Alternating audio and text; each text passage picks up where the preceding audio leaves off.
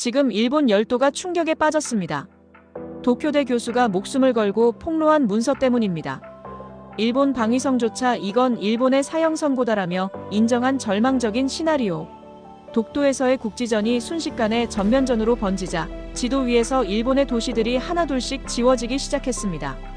방위성 전문가들은 식은땀을 흘리며 데이터 오류라고 현실을 부정했지만 믿었던 미국마저 일본을 철저히 외면해버린 상황. 생존 확률 0%. 도대체 방위성이 그토록 덮고 싶어했던 공포의 48시간 동안 무슨 일이 벌어진 걸까요? 그 충격적인 진실을 지금 공개합니다. 사연 시작 전 대한민국 만세라는 댓글로 대한민국을 응원해주세요. 여러분, 일본은 침몰하기 시작했습니다. 그날 저는 강의실에 들어서자마자 인사말 대신 이 섬뜩한 한마디를 학생들에게 던졌습니다. 수백 명의 학생들로 가득 찬 이 대형 계단식. 강의실 전체가 제 말 한마디에 순식간에 얼어붙었죠. 창밖에는 진눈깨비가 휘날리는 을씨년스러운 날씨였지만 강의실 안은 방금 전까지 다카이치 총리의 연설을 생중계로 지켜보며 내뿜은 학생들의 열기로 후끈거리고 있었습니다. 하지만 그 열기는 제 차가운 선언 한 방에 싸늘하게 식어버렸습니다. 저는 이곳에서 30년 넘게 국가 전략과 기술 경영을 가르쳐 왔습니다. 이 수업은 단순한 전공 선택 과목이 아닙니다. 방위성 차세대 리더 양성 과정의 필수 과목으로 지정되어 있어 지금 저기 맨 뒷줄에는 현직 방위성 엘리트 관료분들도 10분 넘게 참관하고 있었습니다.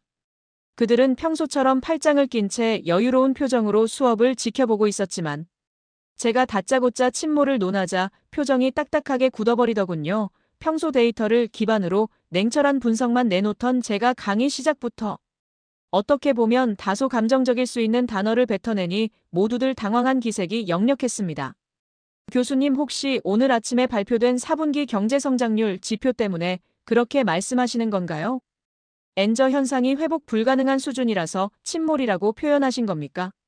맨 앞자리에 앉은 여학생이 조심스럽게 안경을 고쳤으며 손을 들고 물었습니다. 그녀의 목소리는 떨리고 있었습니다.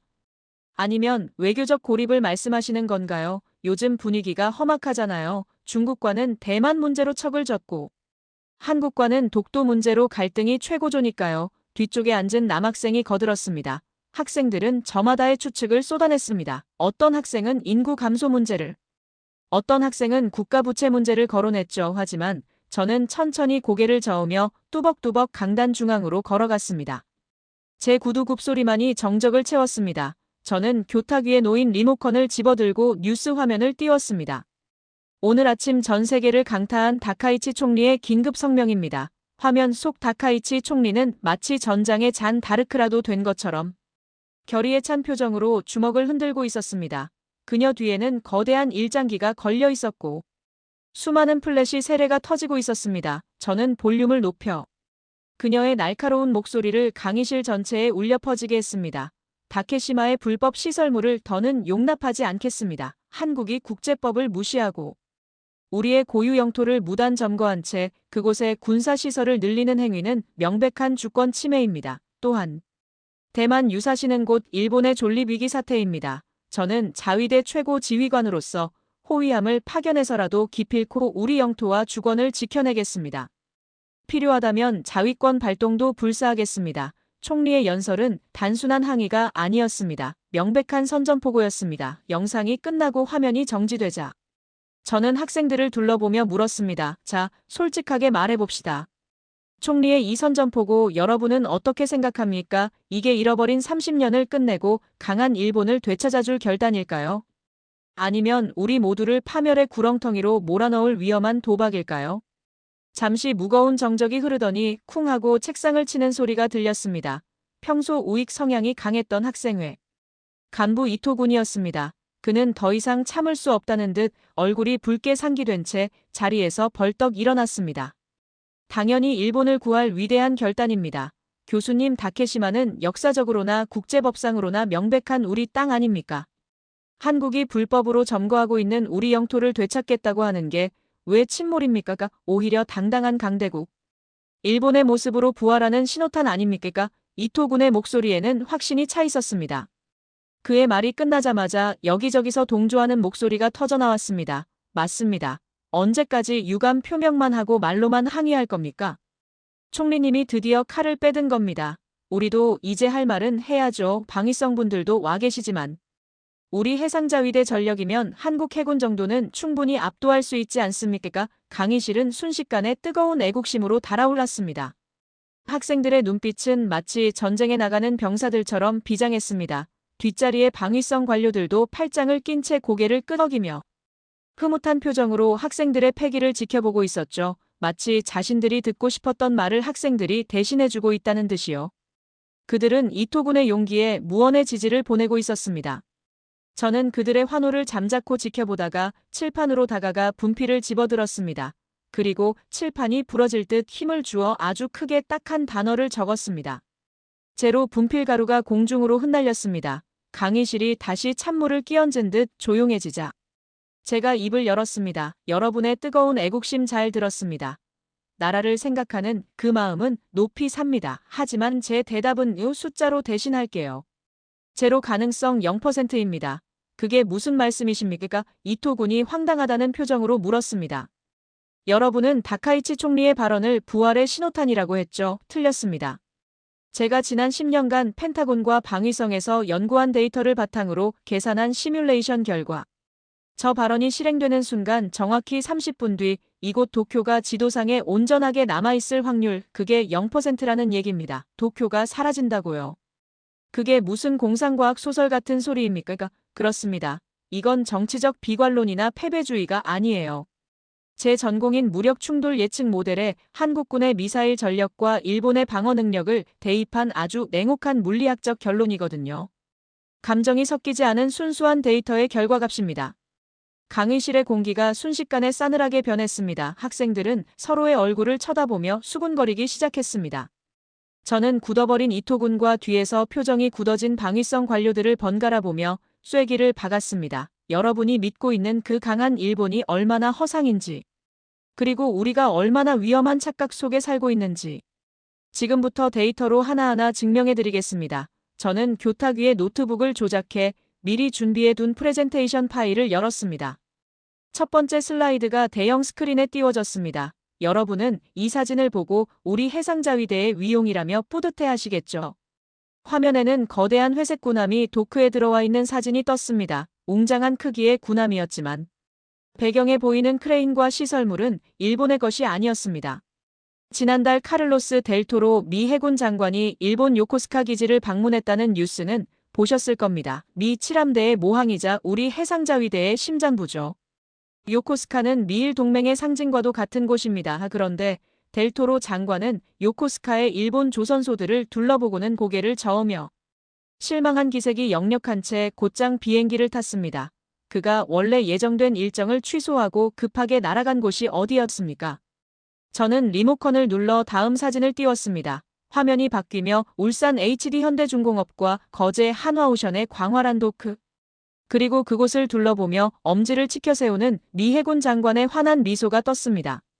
사진 속 한국의 조선소는 인공지능 로봇들이 불꽃을 튀기며 정밀 용접을 하고 있었고 아파트 30층 높이의 거대한 골리앗 크레인 수십 대가 쉴 새 없이 움직이며 군함을 조립하고 있었습니다.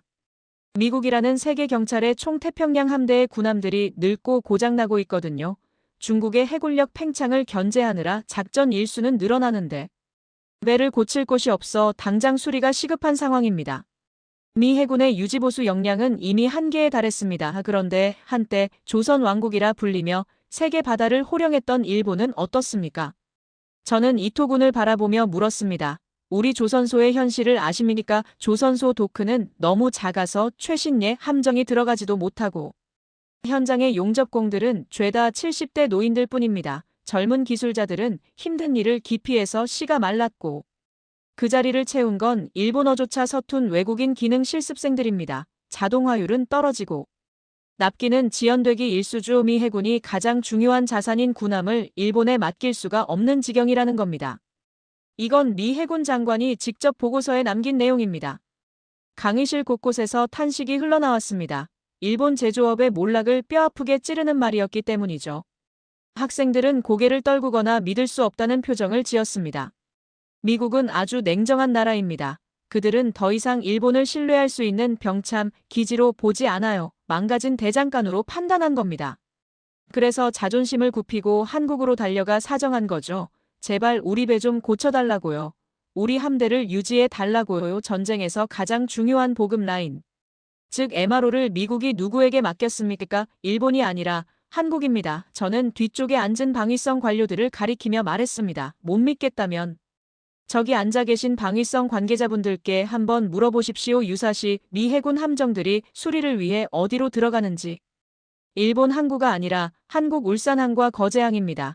보급 능력을 상실한 군대가 전쟁에서 이길 수 있다고 생각하십니까? 자위대 함정이 고장나면 누가 고쳐줄 겁니까? 우리 스스로도 못 고쳐서 허덕이는 게 현실입니다. 방위성 관료들은 학생들의 시선을 피해 헛기침을 하거나 서류를 뒤적거릴 뿐 아무런 반박도 하지 못했습니다. 학생들의 표정이 어두워졌습니다. 하지만 저는 멈추지 않고 두 번째 슬라이드를 넘겼습니다. 여러분이 더 충격받을 두 번째 진실입니다. 화면에는 한국과 일본의 HBM 고대 역폭 메모리 시장 점유율 차트가 떴습니다. 붉은색 막대가 하늘 높은 줄 모르고 치솟은 한국은 92%. 반면 바닥을 기고 있는 일본은 0%였습니다. 차트의 격차는 너무나 압도적이어서 비참할 정도였습니다. 미사일은 화약으로 날아가지만 목표물은 반도체가 찼습니다. 현대전의 핵심인 AI 유도, 무기 드론, 스웜 네트워크 중심 전술 이 모든 것의 두뇌가 바로 이 HBM 반도체죠. 엔비디아의 AI 칩이 없으면 최신 무기 체계는 작동하지 않습니다. 그런데 전 세계 HBM의 90% 이상을 한국이 독점하고 있습니다.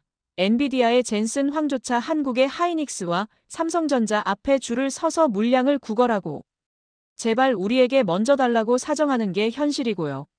저는 다시 이토군을 정면으로 바라보며 서늘하게 물었습니다. 이토군, 만약 한국이 일본을 적성국으로 간주하고 전략 물자 수출 통제를 선언하면 어떻게 될 것 같습니까? 한국 정부가 일본으로 향하는 모든 반도체 선적을 막아버리면 자위대는 어떻게 될까요? 이토군은 입술을 깨물며 아무 말도 하지 못했습니다. 자위대의 자랑인 최신예 이지스함의 레이더는 3개월 안에 꺼집니다. 예비 부품이 없으니까요. 미사일의 유도, 장치는 목표물을 찾지 못해 멍청이가 되고 엉뚱한 곳에 떨어질 겁니다. 우리가 자랑하는 첨단 무기들이 고철 덩어리로 변하는 건 순식간입니다. 학생들 사이에서 낮은 비명에 가까운 탄식이 흘러나왔습니다. 우리는 한국이 만든 뇌의 소재나 갖다 바치는 하청업체로 전락했다는 뜻입니다. 기술이 없으면 국방도 없습니다. 이것이 2025년 일본이 처한 냉혹한 현실입니다. 그런데도 다카이치 총리는 전쟁을 운운하고 있어요. 총 없는 병사가 전쟁터에 나가겠다고 소리치는 꼴이죠. 침묵이 길어지자 이토군이 얼굴을 불그락푸르락하며 다시 자리를 박차고 일어났습니다. 경제와 기술, 논리로는 도저히 저를 이길 수 없다는 것을 깨달은 그는 일본 우익들의 마지막 자존심이자 성역인 군사력 카드를 꺼내 들었습니다. 교수님 말씀대로 경제는 한국에 밀렸다고 칩시다. 반도체도 한국 거 쓴다고 쳐요. 하지만 순수 군사력은 다릅니다. 해상자위대의 4개 호위대군은 아시아 최강입니다. 공고급 아타고급 마야급 이지스함들이 버티고 있습니다. 우리가 마음만 먹고 독도 주변 해역을 봉쇄해버리면 한국 해군 따위는 접근조차 못합니다. 그깟 반도체 없어도 우리에겐 무적의 함대가 있단 말입니다. 이지스함의 방패가 우리를 지켜줄 겁니다.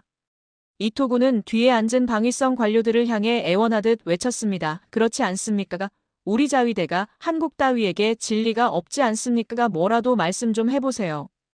강의실의 모든 시선이 다시 한번 방위성 관료들에게 쏠렸습니다. 학생들은 그들이 벌떡 일어나 당연하지.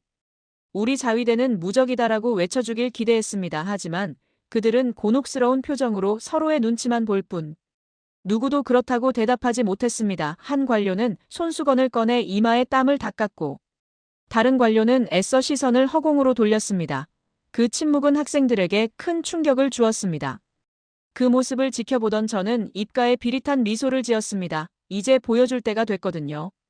저는 단상 아래에 놓여있던 낡은 가죽 가방을 열었습니다. 가방의 잠금 장치가 철컥하고 풀리는 소리가 유난히 크게 들렸습니다. 그리고 붉은색 직인이 선명하게 찍힌 두꺼운 파일철 하나를 꺼내 탁자 위에 쾅 하고 내려놓았습니다. 묵직한 소리가 강의실 전체를 울렸습니다. 파일철 표지에는 대외비 통합 막료간부 무력 충돌 예측 보고서 Z라는 글자가 적혀 있었습니다. 함대 결전이라 아직도 태평양 전쟁 시절의 망령을 붙들고 있군요. 저는 파일철 위에 손을 올린 채 씁쓸한 표정으로 이토군을 바라보았습니다. 바다에서 백길이 줄지어 서서 대포를 쏘는 게 전쟁의 전부라고 생각합니까?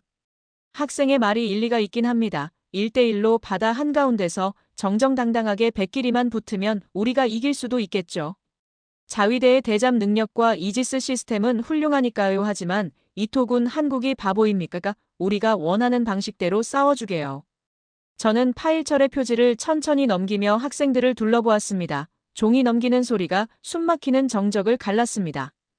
이건 작년 방위성 수뇌부가 극비리에 돌려본 무력 충돌 예측 시나리오 Z의 결과 보고서입니다. 저도 이 시뮬레이션 설계에 참여했죠. 록히드 마틴에서 미사일을 설계했던 제 경험과 슈퍼컴퓨터의 연산 능력을 총동원해 만든 가장 현실적인 시나리오입니다. 그리고 방위성 수뇌부는 이 결과를 보자마자 사색이 되어 문서를 금고 깊숙이 봉인했습니다. 절대 밖으로 유출하지 말라는 엄명과 함께 말입니다. 저는 뒤에 앉은 방위성 관료들을 힐끗 쳐다보았습니다.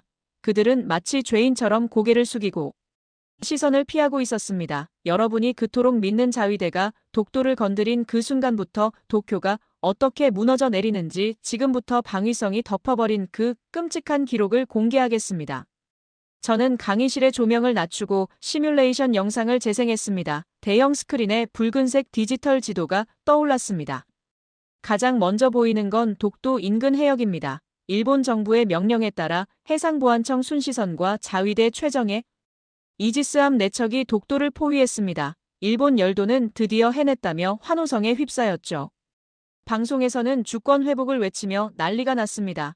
도쿄 시내 곳곳에서는 일장기가 휘날리고 시민들은 거리로 쏟아져 나와 축제 분위기를 즐겼습니다. 화면 속 지도에는 독도를 포위한 자위대 함정들의 위풍당당한 모습이 그려졌습니다. 이토 군의 얼굴에 잠시 화색이 돌았습니다.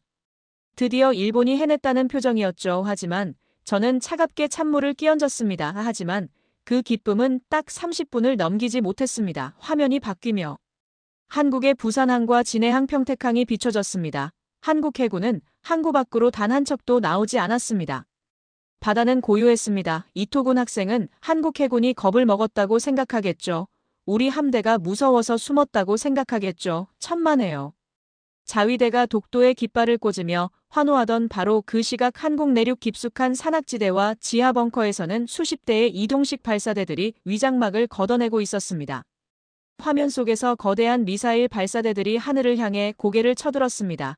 그 모습은 마치 거대한 용들이 승천을 준비하는 것 같았습니다. 한국군은 함대라는 낡은 방식 대신 비대칭 전력을 가동합니다. 바로 괴물 미사일 현무5입니다.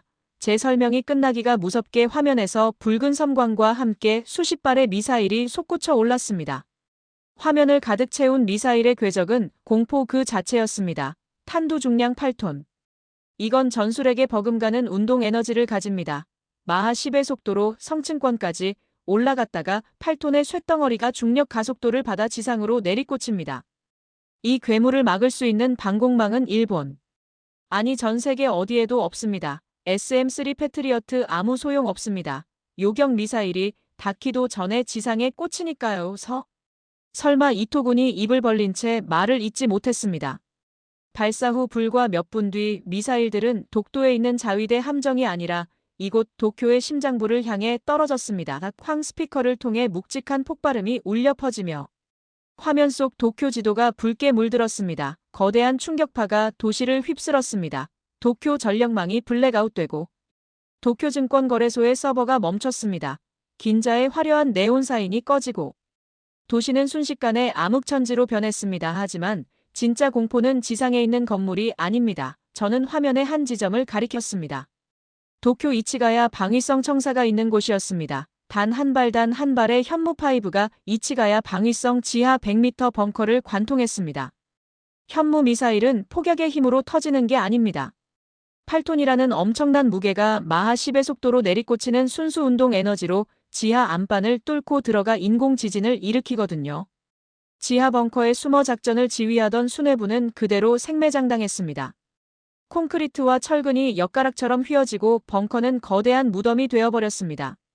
강의실은 공포로 질식할 것 같았습니다. 학생들은 자신의 눈앞에서 도쿄가 무너지는 시뮬레이션을 보며 비명조차 지르지 못했습니다. 지휘 통제를 잃은 자위대는 명령을 받지 못해 우왕좌왕할 뿐이었습니다. 독도 앞바다에 있는 이지스함. 아무리 성능이 좋으면 뭐합니까? 어디로 미사일을 쏘아야 할지 후퇴해야 할지 알려주는 뇌가 사라졌는데요. 레이더 화면은 먹통이 되었고 통신기는 지지직거리는 잡음만 내뱉었죠. 함장들은 식은땀을 흘리며 무전기를 붙들고 고함을 질렀지만 응답은 없었습니다. 저는 뒤쪽의 방위성 관료들을 보며 차갑게 말했습니다. 저분들이 왜 이 시뮬레이션을 보고 기겁해서 덮어버렸는지. 이제 아시겠습니까? 방어 자체가 불가능하기 때문입니다. 현대전에서 지휘부의 괴멸은 곧 패배를 의미합니다. 이토구는 믿을 수 없다는 눈빛으로 뒤를 돌아보았습니다. 그의 눈동자는 심하게 흔들리고 있었습니다. 거짓말이죠. 방위성 여러분 말씀 좀 해보세요. 우리 요격 시스템으로 막을 수 있잖아요. 네, 제발 아니라고 말해주세요. 하지만 방위성 관료 중 한 명이 손수건으로 식은땀을 닦으며 고개를 떨구었습니다. 다른 관료들도 입술을 굳게 다문 채 고개를 저었습니다. 그 침묵은 그 어떤 말보다 강력한 긍정이었습니다. 이토군의 다리가 풀린 듯 휘청거렸습니다. 그는 책상을 짚고 겨우 버티고 서 있었습니다. 하지만 시뮬레이션은 아직 끝나지 않았습니다. 그렇게 도쿄가 불바다가 되고 지휘부가 사라진 틈을 타 한국의 수송기들이 레이더망을 피해 낮게 날며 대마도 상공을 뒤덮었습니다. 화면에는 수많은 낙하산이 대마도 위로 쏟아져 내리는 장면이 연출되었습니다. 검은 점들이 하늘을 뒤덮으며 대마도로 강하했습니다. 세계 최강 수준의 숙련도를 가진 한국 특전사입니다. 독도를 봉쇄하려던 자위대 함정들은 보급로인 대마도가 점령당하자 바다 한가운데서 고립된 도간에 든 쥐가 되어버렸습니다. 연료도 떨어지고 식량도 떨어진 채 돌아갈 항구마저 잃어버린 겁니다. 함정 안의 자위대원들은 공포와 굶주림에 떨며 항복을 고민하게 될 겁니다. 저는 학생들을 향해 마지막 절망을 던졌습니다. 이게 바로 여러분이 꿈꾸던 전쟁의 실체입니다. 독도를 탐하다가 도쿄라는 심장이 멈추고 대마도는 한국 땅이 되며 일본 경제는 석기시대로 돌아갑니다. 이것이 우리가 치러야 할 대가입니다. 도쿄의 지휘부가 사라지고 대마도의 보급로가 끊겼습니다. 자위대가 고립된 섬처럼 바다 위에 떠 있는 동안 일본 본토에서는 더 끔찍한 일이 벌어지고 있었죠. 저는 화면을 전환했습니다. 이번에는 일본 전역의 지도가 붉은 점들로 뒤덮이기 시작했습니다. 동시에 일본 후방 깊숙한 곳에서 보이지 않는 전쟁이 시작되었습니다. 한국은 20만 명의 특수전 부대를 보유하고 있습니다. 그중 딱 1%의 정예 요원. 2,000명만 본토에 침투해도 일본 사회는 마비됩니다. 화면 속에서 니가타의 원자력 발전소 송전탑이 무너지고 신칸센 철로가 폭파되는 장면이 시뮬레이션 되었습니다. 도쿄와 오사카를 잇는 대동맥이 끊기고 전력 공급이 중단되면서 공장은 멈추고 병원은 아수라장이 되었습니다. 그들은 군인을 상대하지 않습니다. 전력수도 통신철도 시민들의 삶을 지탱하는 인프라만 골라서 끊어버립니다. 암흑천지가 된 도시에서 일본 시민들은 패닉에 빠져 거리로 쏟아져 나오게 되죠. 편의점은 약탈당하고 도로는 피난 차량으로 주차장이 되어버립니다. 저는 이토군과 학생들을 향해 잔인한 질문을 던졌습니다. 자, 여기서 질문 하나 하겠습니다. 한국은 징병제 국가입니다. 2천만 명의 남성이 군대에서 총을 쏴보고 각계 전투를 굴러본 예비군입니다. 반면 일본은 어떻습니까? 평생 총소리 한 번 들어본 적 없는 시민들이 태반입니다. 총소리가 들리면 한국 예비군은 반사적으로 은폐언폐를 하고 대응 사격을 준비하지만 일본 시민들은 스마트폰을 들고 110번 신고 전화를 누르느라 바쁘겠죠. 저는 칠판을 탁 치며 소리쳤습니다. 이것이 바로 전쟁 수행 의지의 격차입니다. 훈련된 2,000명의 특수부대가 휘젓고 다니는데 신고 전화만 빗발치는 경찰력이 무슨 소용이 있겠습니까? 공포에 질린 시민들이 피난길에 오르며 도로가 마비되고 자위대의 지상병력은 이동조차 할 수 없게 됩니다. 마침내 스크린 중앙에 거대하고 붉은 글씨가 떠올랐습니다. 일본 완전 붕괴. 이것이 시뮬레이션 종료 시점 개전 후 불과 48시간 뒤의 결과입니다. 강의실은 무덤처럼 고요했습니다. 숨소리조차 들리지 않을 만큼 공포에 질린 침묵만이 감돌았습니다. 학생들의 얼굴에는 핏기가 하나도 없었습니다. 이토군은 얼굴이 백지장처럼 하얗게 질린 채 더 이상 반박할 힘도 없이 자리에 주저앉아 고개를 떨구고 있었습니다. 그가 믿었던 무적 함대와 미국의 지원이라는 신화가 산산조각 난 자리에는 처참한 현실만이 남아 있었습니다. 뒤쪽에 앉아있던 방위성 관료들도 마찬가지였습니다. 그들은 식은땀을 흘리며 화면을 외면했습니다. 자신들이 금고 속에 봉인해두고 애써 무시하려 했던 진실이 수백 명의 학생들 앞에서 만천하에 드러났으니까요. 그들의 오만함이 얼마나 위험한 결과를 초래할 수 있는지 뼈저리게 느꼈을 겁니다. 저는 천천히 단상으로 걸어나와 붉은 직인이 찍힌 시뮬레이션 파일을 덮었습니다. 탁 두꺼운 파일철이 닫히는 소리가 유난히 크게 울렸습니다. 이것이 방위성이 덮어버린 진실입니다. 독도라는 작은 섬을 탐하다가 도쿄는 불타고 대마도는 한국 땅이 되며 세계 3위였던 경제는 석기시대로 돌아갑니다. 이것이 낭만에 취해 전쟁을 부르짖은 우리가 치러야 할 대가입니다. 저는 떨고 있는 이토군에게 다가가 그의 어깨에 손을 올렸습니다. 그는 저를 쳐다보지도 못하고 입술만 깨물고 있었습니다. 이토군 그리고 학생 여러분 자존심이 상합니까? 억울합니까? 우리 자위대가 이것밖에 안 되나 싶어 분하십니까? 저는 강의실을 둘러보며 마지막으로 목소리를 높였습니다. 그렇다면 헛된 망상을 버리고 현실을 직시하십시오. 과거의 영광이나 정신력 따위로 자위하는 건 오늘로 끝내십시오. 지금 우리가 해야 할 일은 다카이치 총리의 위험한 선동에 춤추는 게 아닙니다. 저는 칠판에 적힌 제로라는 글자를 지우개로 벅벅 문지르며 지웠습니다. 하얀 분필 가루가 공중으로 흩어졌습니다. 저 무서운 한국을 인정하십시오. 그들이 어떻게 조선업을 독점했고 어떻게 반도체로 세상을 지배하고 있는지, 그들의 미사일이 왜 세계 최강인지, 그들의 기술과 전략을 처절하게 배우고 훔치십시오. 칠판은 다시 깨끗해졌습니다. 저는 분필을 들어 숫자 2를 적었습니다. 그래야만 비로소 도쿄의 생존 확률이 제로에서 1%로 바뀔 테니까요. 저는 시계를 보았습니다. 수업 종료 시간이 딱 맞아떨어졌습니다. 저는 멍하니 칠판을 바라보는 학생들을 뒤로하고 가방을 챙겼습니다. 강의 마치겠습니다.